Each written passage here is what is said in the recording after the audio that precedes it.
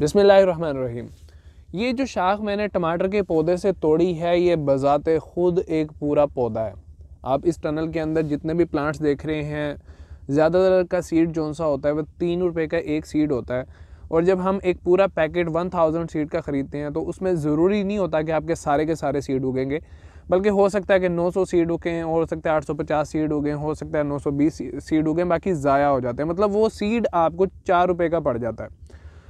अब अगर मैं कहूँ कि हम इस एक टहनी से पूरा पौधा खड़ा कर सकते हैं और उस पौधे में और इस पौधे के अंदर 19-20 का भी फ़र्क नहीं होगा, तो ये एक बहुत बड़ी बचत की बात है।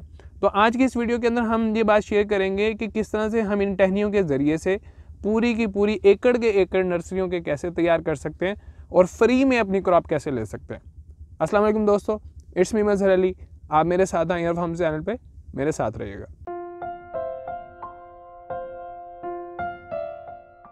अब ये जो टहनी है, इसमें और आम पत्तों के अंदर एक थोड़ा सा फ़र्क होता है। इनको सकर्स कहा जाता है और जो पत्ता होता है वो उसके साथ मज़ीद दूसरी नोकें नहीं निकल रही होती, वो सीधी एक टहनी होती है। आपको इसके अंदर फ़र्क नज़र आ रहा है। ये दाएं हाथ पे जो है ये पत्ता है, बाएं हाथ पे सकर है जो कि एक पूरा पौधा बनने की सलाहियत रखता है। इसको ज़मीन में दबाएंगे पौधा नहीं बनेगा, इसको ज़मीन में दबाएंगे तो पौधा बनेगा। जब भी हम बेल वाली सब्ज़ी लगाते हैं तो उसके अंदर हमें ये सकर्स तोड़ने पड़ते हैं ताकि हमारा जो फ्रूट है वो हमारी मतलूबा मिकदार के अंदर लगे और अच्छी क्वालिटी तैयार हो। ज़्यादा सकर्स को छोड़ेंगे, ज़्यादा फ्रूट आएगा और वो छोटा रह जाएगा, बाद में प्रॉब्लम बनती है। तो ये सकर्स हमारे किसी काम के नहीं होते, हमने इनको बाहर फेंकना होता है या हम इनको काम में ला सकते हैं। इनके ज़रिए से नए पौधे तैयार कर सकते हैं।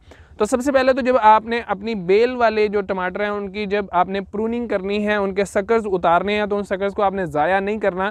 उन सकर्स को आपने इकट्ठा कर लेना है और जिस दिन आपने उनको इकट्ठा करना है उसी दिन से उनकी पनीरी की तैयारी शुरू कर देनी है। इन सकर्स में से जो आपके काम का सकर है उसकी लंबाई तकरीबन 4 से 5 इंच की होनी चाहिए। नीचे उसका जो तना है वो मजबूत होनी चाहिए। उसके साथ जो पत्ते हैं उनको आपने बिल्कुल अलग कर देना है। ये पत्ते आपके किसी काम के नहीं हैं।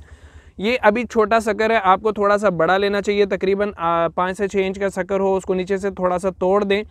उसके बाद इनको आपने पानी के अंदर डिप करके रखना है। तकरीबन कर सकते हैं तो 1 दिन कर लें, नहीं डिप कर सकते तो आप डायरेक्ट भी इनको ज़मीन में लगा सकते हैं। इन सकर्स के ज़रिए से जो पौधे आप तैयार करेंगे उनको आप 2 तरह से लगा सकते हैं। क्योंकि ये आम पौधा नहीं है बल्कि ये बेल वाला पौधा है, तो इसको अगर आपने ज़मीन पर रखना है तो इसका बेड साइज़ कम से कम 8 फुट का होना चाहिए, जिसकी दोनों साइडों के ऊपर आप लगाएंगे। 8 फुट का बेड बना के उसकी दोनों साइडों पे लगाएं। बेल को नीचे ज़मीन के ऊपर आज़ाद छोड़ दें, वो ग्रो करती रहे। या दूसरा तरीका और बेहतरीन तरीका जिसको आप इख्तियार कर सकते हैं, बिल्कुल ऐसे आपने बांस लगाने हैं जैसा कि ये लगे हुए हैं, जैसा कि करेले या तोरी के लिए लगाए जाते हैं। उन बांसों के ऊपर एक बहुत हार्ड तार इस्तेमाल की जाती है, प्लास्टिक की ये जो वायर है। ये हमने जाल लगाया हुआ है करेले के लिए, आपको इसकी ज़रूरत नहीं है। सिंपल आपने ये तार गुजार देनी है बांसों के ऊपर और हर तार के साथ आपने यहाँ पे धागे लटका देने हैं। धागों के ऊपर आप उनको ट्रीट करें, उसके ऊपर उनकी ट्रेनिंग करें और बेल को ऊपर चढ़ाते चले जाएं। इंतहाई बेहतरीन किस्म का टमाटर आपका तैयार होगा इंशाल्लाह। अब सकर्स हमने तोड़ लिए हैं, उनको हम ऐसी जगह के ऊपर ले आएंगे जहाँ पे हमने अपना टनल बनाना है। इसके अंदर लगाने के टाइम की अगर बात करें तो आमतौर पे 10 अक्टूबर को जो वॉकिंग टनल के लिए या हाई टनल के लिए आप लोग पनीरी तैयार करते हैं, उसके सकर्स 1 से 1.5 महीने के अंदर तैयार हो जाते हैं। उनको तोड़ लेते हैं। तकरीबन दिसंबर के अंदर आप लोग उसको तोड़ के उसकी पनीरी अब ओपन कास्ट के लिए या लो टनल के लिए, कुछ हालात में ज़्यादातर उसको ओपन कास्ट के लिए तैयार किया जा सकता है। तो उसमें लगाने का तरीका बेड्स का है या बांस का। सकर जब हम ले आते हैं तो बिल्कुल इसको हमने ऐसे ही लगाना जैसे हम किसी भी शिमला मिर्च, सब्ज़ मिर्च या टमाटर की पनीरी लगाते हैं। बराबर आपने बेड तैयार कर लें या क्यारियाँ तैयार कर लें, जैसे आपको मेरी बैक साइड के ऊपर नज़र आ रही हैं। इन क्यारियों के अंदर आप लोगों ने सकर से सकर का फासला तकरीबन 1 से 1.5 इंच रखना है और लाइन टू लाइन फासला आपने तकरीबन 4 इंच रखना है। शुरू के अंदर ये सकर्स आपको लेटे हुए नज़र आएंगे, लेकिन बाद में जब ये खड़े होंगे तो इनका बराबर का फासला आपको नज़र आना शुरू हो जाएगा। ऐसा इसलिए ज़रूरी है कि जब आप पानी लगाएं तो इनके अंदर गलने का हल्का फुल्का सा अमल शुरू हो जाता है अगर इनको हवा ना लगे तो इसमें कोशिश ये करनी है कि जब तक ये सकर्स अच्छी तरह से खड़े नहीं हो सकते, इनकी लगाना इनको टनल के अंदर ही है, क्योंकि सर्दी है, दिसंबर का महीना, कोहरा इसको ख़राब कर सकता है। लेकिन वेंटिलेशन बहुत ज़्यादा ज़रूरी है ताकि वेंटिलेशन हो और नमी जो उसके अंदर पैदा हो रही है उसको गलाने का सबब बन रही है वो ख़त्म हो जाए। क्यारियाँ बनाने के बाद आप इसको लगाना शुरू करते हैं। अब इसको लगाने की अगर बात करते हैं तो सकर आप देख रहे हैं ये तकरीबन मेरा 6 इंच के करीब है या उससे थोड़ा सा ज़्यादा। मैं इसके पत्ते हटा देता हूँ, नीचे से थोड़ा सा इसको तोड़ देना है जाके नीचे से जो हवा लगने से जो खुशक हो चुका है वो ख़त्म हो जाए। अब इस सकर को मैं इस ज़मीन के अंदर ऐसे दबाऊँगा उसके बाद दूसरा शक्कर लूँगा, उसका साइड वाला पत्ता हम तोड़ देंगे, उसको तकरीबन 1.5 इंच के फासले पर लगा देंगे। ऐसे करके हम इसको लगाते चले जाएंगे। इसके अंदर आप लोगों ने कोशिश ये करनी होती है कि इसको जो पहला पानी आप लोगों ने लगाना है वो बहुत जल्दी लगा दिया जाए, ज़्यादा देर इसको खुश्की के अंदर नहीं रखना, क्योंकि इसके अंदर जो मॉइस्चर है अगर वो ड्राई हो जाता है तो आपका ये शक्कर किसी भी काम का नहीं रहेगा। तो अब हमने इसको जब लगा दिया, लगाने के बाद अब हम इसके ऊपर मिट्टी दे देंगे। ठीक, मिट्टी जो सी है उसकी तय कम से कम 3 इंच के करीब होनी चाहिए, ताकि ये अच्छी तरह से ज़मीन के अंदर दब जाए। शक्कर एक ऐसी चीज़ है कि अल्लाह ताला ने इसके अंदर सलाहियत रखती है कि यहाँ से ऊपर से लेकर नीचे तक पूरे के पूरे तने के अंदर जड़ें निकालने की सलाहियत है, अपनी खुराक लेने की सलाहियत है। तो जितना आप ज़मीन के अंदर इसको दबाएंगे उतनी बड़ी इसकी जड़ तैयार होगी, उतनी मजबूत इसकी जड़ तैयार होगी। जितनी मजबूत इसकी जड़ होगी उतना मजबूत इसका तना होगा और उतना ही अच्छा इसका फ्रूट इंशाल्लाह आपको मिलेगा। इस शक्कर को ना सिर्फ आप ज़मीन के अंदर तैयार कर सकते हैं बल्कि आप इनको सीडलिंग ट्रेस के अंदर भी इस्तेमाल कर सकते हैं। लेकिन सीडलिंग ट्रेस के अंदर इसको उगाना जो सा है वो थोड़ा सा महंगा पड़ जाता है, क्योंकि आप उसमें सिर्फ पीट मॉस इस्तेमाल कर सकते हैं। आम मिट्टी अगर इस्तेमाल करेंगे तो ये अच्छी जर्मिनेशन नहीं कर सकेगा।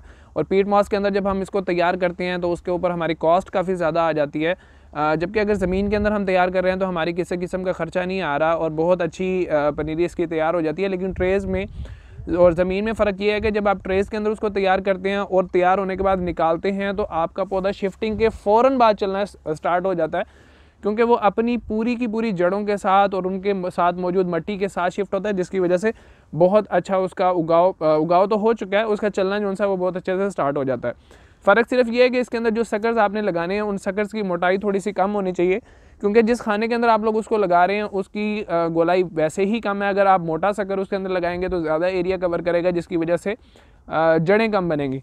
तो आप बारीक शक्कर इसके अंदर यूज़ कर सकते हैं। लगाने का तरीका सादा है, आपने पीट मॉस को बहुत अच्छी तरह से गीला कर लेना, ये नम नहीं होनी चाहिए बल्कि गीली होनी चाहिए। उसके बाद आप शक्कर इसके अंदर लगाएं। शक्कर लगाने के बाद इसको थोड़ा सा दबा दें, अगला शक्कर लें, उसके पत्ते उतारें, सिर्फ ऊपर वाले 2 पत्ते इसके रहने दें और उसको ऐसे खड़ा कर दें और इसको हल्का सा प्रेस कर दें।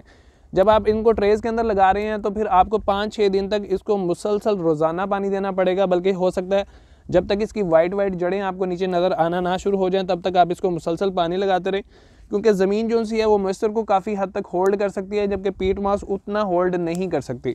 तो इसलिए इसके अंदर लगाते हुए जब आप इसको लगा लें अच्छी तरह से दोबारा पीट मॉस इसके ऊपर डालें और पानी इसको तकरीबन 5-6-7 दिन इसको ज़्यादा दें, क्योंकि इसकी पनीरी को चलने के लिए शुरू में बहुत ज़्यादा पानी की ज़रूरत होती है, ताकि वो कुछ लोग तो 1-2 दिन के लिए इसको पानी के अंदर डिप करके रखते हैं, लेकिन उसमें जब आप डिप कर रहे हैं तो पौधे से पौधा फासला बहुत मुनासिब होना चाहिए, वरना पौधे गल जाते हैं। तो डिप करने से भी आपकी पनीरी जो सी है वो बहुत अच्छी तैयार हो जाती है। इसकी ज़मीन की तैयारी के अंदर अगर आप कर सकते हैं तो ऐसा करें कि बिल्कुल ज़मीन को लेवल करने के बाद रूढ़ी ले लें, पुरानी मुर्गी खाने की रूढ़ी ले लें, गोबर की खाद ले लें, सूखी होनी चाहिए। उसके अंदर आप टॉप्सन एम थोड़ी सी मिक्स करके उस रूढ़ी का छट्टा जो सा है वो अपनी ज़मीन के ऊपर दे दें।